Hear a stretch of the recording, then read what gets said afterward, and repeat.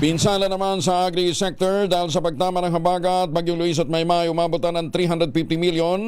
Pero may nakaabang na hong tulong para sa mga magsasaka. Detalye na balita mula kay Bal Gonzales sa RH5. Bal, good morning.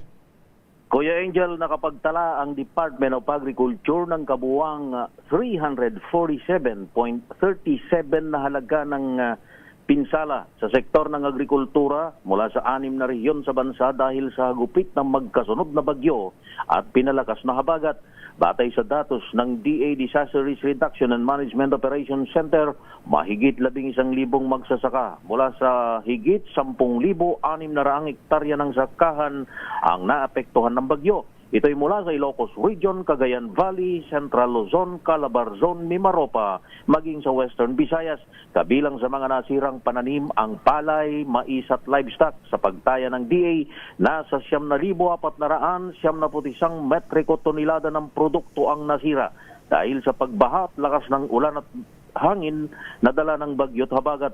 Samantala, tiniyak naman ng DA na mabibigyan ng tulong ang mga apektadong magsasaka tulad ng libreng mga binhi ng palay, mais at gulay. Bukod pa dito ang mga gamot at biologics para sa livestock at poultry, maging ang survival and recovery loan program o pautang na 25,000 pesos ng walang interes mula naman sa Agricultural Credit Policy Council o ACPC. Ako si Bal Gonzales, DZRH, una sa Pilipinas, una sa Pilipino. Maraming salamat, Bal.